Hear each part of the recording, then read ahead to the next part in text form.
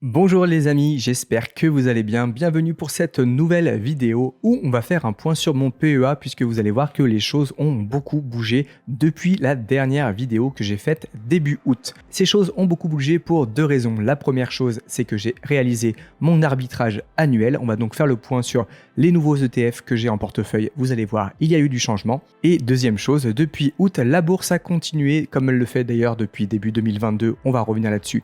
A baissé et donc vous allez voir que mon portefeuille est maintenant dans le rouge, mais vous allez voir pourquoi j'ai quand même le sourire malgré cette situation actuelle. Si jamais vous me découvrez par cette vidéo, bienvenue, je m'appelle Lohan, vous êtes sur la chaîne L'épargne 2020, une chaîne qui parle d'investissement notamment en bourse, mais pas que, mais également d'épargne, de budget, et cela pour tous, quel que soit votre niveau de revenu.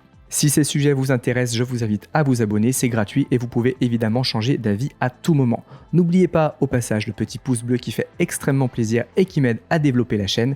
Maintenant, j'espère que vous êtes prêts car on attaque. Avant de démarrer dans le vif du sujet avec mon portefeuille ETF, j'aimerais tout simplement d'abord reparler de la situation actuelle des marchés boursiers et surtout la situation sur le marché boursier depuis le début de l'année 2022. Comme vous le voyez à l'écran, le CAC 40, notre célèbre indice boursier français de référence, a fait une chute de près de 17%, 17,41% exactement à l'heure où je tourne cette vidéo. Ensuite, on va prendre l'exemple du S&P 500, le fameux indice boursier américain qui a lui chuté de 22,36% depuis le début de l'année. Et j'ai pris un troisième exemple, celui du DAX, donc c'est le CAC 40 mais version allemande, qui a lui chuté également de plus de 22%. Donc pour faire simple, vous le voyez, les marchés boursiers sont en baisse de l'ordre de 15 à 20% en moyenne, mais vous verrez en fin de vidéo pourquoi je ne m'inquiète pas, j'ai déjà abordé le sujet sur la chaîne. Maintenant on passe directement à mon PEA. J'ai fait ici une petêtre capture d'écran de la dernière vidéo donc, que j'avais faite début août 2022. Donc vous voyez que à l'époque j'avais sur mon portefeuille 31 825 €, un solde en espèces de 6,79 €. Donc voilà, j'étais encore en plus-value latente pour plus de 3 400 € exactement. Et ma performance en août était de plus 3,35%.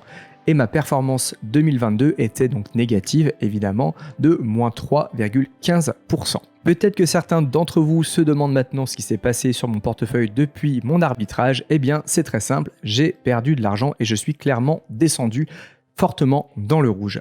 Donc, comme vous le voyez, ma performance actuelle sur 2022 est passée de moins 3 à moins 11,88%, seulement parce que le mois de septembre a été clairement un mois catastrophique où les marchés ont fortement chuté.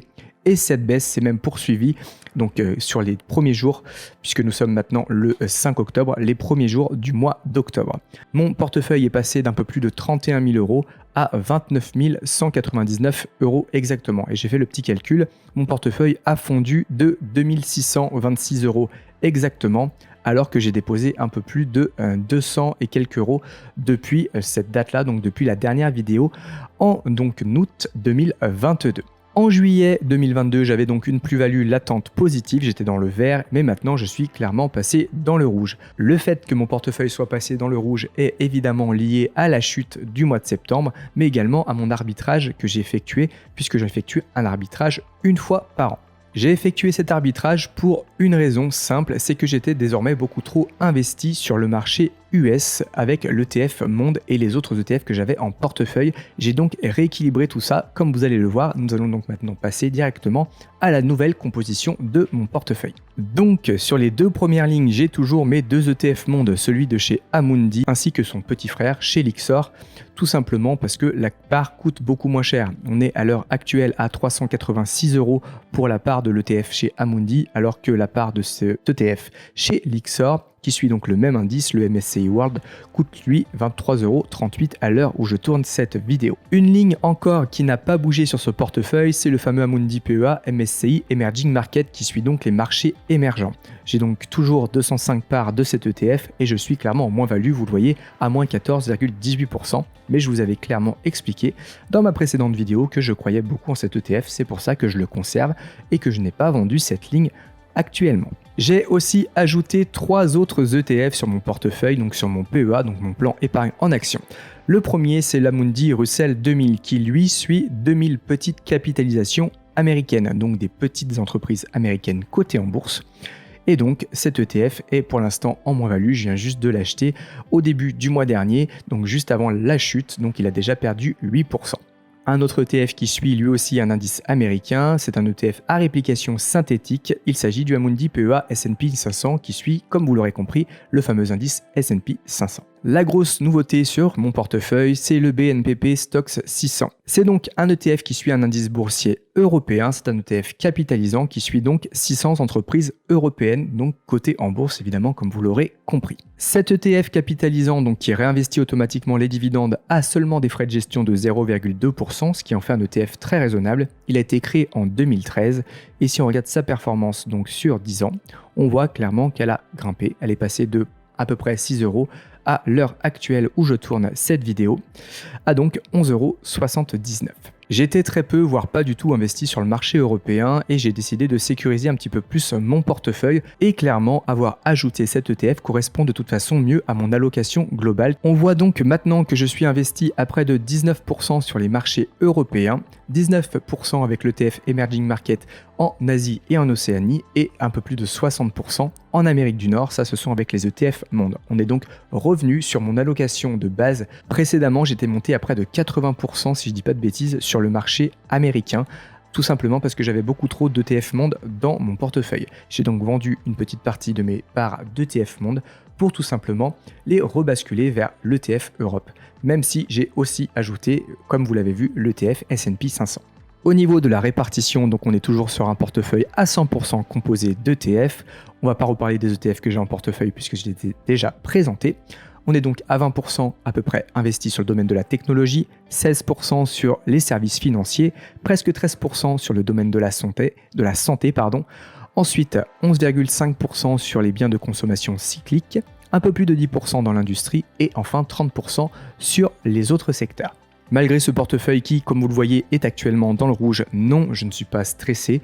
La bourse, ça monte certaines années et ça descend d'autres. Cette année est une année baissière et c'est tant mieux pour deux raisons. La première, je vous le rappelle que j'ai un horizon de placement très long terme. La deuxième chose, c'est que j'ai une stratégie DCA et on va revenir très rapidement là-dessus. Deuxième chose, c'est que j'ai une stratégie DCA et on va revenir très rapidement là-dessus. Le DCA, c'est donc tout simplement le dollar cost averaging, c'est le fait d'acheter à intervalles réguliers. Je pratique ce qui s'appelle donc une stratégie DCA, donc le dollar cost averaging. C'est tout simplement le fait d'investir à intervalles réguliers une somme, si possible la même. Plutôt par exemple que d'investir 1000 € si vous avez 1000 € à investir en une seule fois, vous allez par exemple investir 100 € tous les mois pendant 10 mois et vous allez donc lisser votre prix d'achat. Imaginons par exemple que j'achète un ETF dont la part coûte 10 $. Je l'achète donc en janvier, 10 $, j'en achète donc 10 parts. Le mois suivant, elle a fortement baissé et la part de cet ETF ne coûte plus que 3 $ ou 3 €, ça ne change d'ailleurs strictement rien. Évidemment, à 3 $, je vais acheter en février beaucoup plus de parts. Le mois d'après, le marché boursier remonte et la part coûte 8 $. Je vais donc racheter un peu plus de parts et vous avez compris le principe. J'achète que le marché soit haut ou que le marché soit bas. Je vais donc lisser mon risque et lisser mon prix d'achat sur le long terme. Le principal avantage de cette stratégie de DCA, c'est que vous retirez tout le côté émotionnel qui est clairement le pire ennemi de l'investisseur en bourse. En plus de cette stratégie dollar cost averaging, donc DCA, je vous rappelle que j'investis sur le long terme, donc sur un horizon de placement de plusieurs dizaines d'années. J'ai aujourd'hui un peu plus de 30 ans, j'ai donc encore au moins 30 ans devant moi avant de pouvoir profiter de mon portefeuille, c'est-à-dire à la retraite. Ce qui est intéressant aussi de remarquer sur ce graphique, c'est que plus l'horizon de placement est long, plus les intérêts composés jouent en votre faveur et plus la courbe va devenir exponentielle. Pour rappel, les intérêts composés, c'est ce que Einstein appelait lui-même la 8e merveille du monde et c'est simplement le fait de réinvestir vos gains. Par exemple, avec votre livret A, imaginons que le taux soit à 2%, vous placez 1000 €, vous avez donc 20 € d'intérêt généré au bout d'un an, et bien plutôt que de retirer vos 20 € et de laisser vos 1000 € encore, et bien vous allez réinvestir, c'est donc 1000 € plus les 20 € d'intérêt pendant un an. Ce n'est donc plus 1000 € qui vont vous rapporter 2%, mais donc bel et bien 1020 € qui vont vous rapporter l'année suivante 2% en espérant que le taux ne change pas. Ici, même sur 30 ans, un rendement de 0,75% a très peu évolué, donc même sur 30 ans. Par contre, à un taux de 4%, un rendement de 4%, on voit quelque chose qui commence à se dessiner en réinvestissant donc les gains. Et par contre, évidemment, à un taux de 7,5%, on voit ici clairement une courbe exponentielle qui commence à se dessiner C'est donc tout l'intérêt des intérêts composés et de l'investissement long terme en bourse. Voilà, maintenant vous savez exactement pourquoi, malgré le fait que la bourse ait perdu depuis 2022, depuis janvier 2022, près de 20%, je ne suis pas inquiet, je continue ma stratégie DCA. Je vous invite, si vous avez peu de connaissances en bourse, à vous abonner à la chaîne et à continuer à creuser. En tout cas, une stratégie DCA avec pourquoi pas une stratégie ETF est quelque chose qui est abordable pour tous, je vous le rappelle, vous trouverez énormément de vidéos sur le sujet. Je vous dis à très vite pour la prochaine vidéo. Ciao ciao, bye.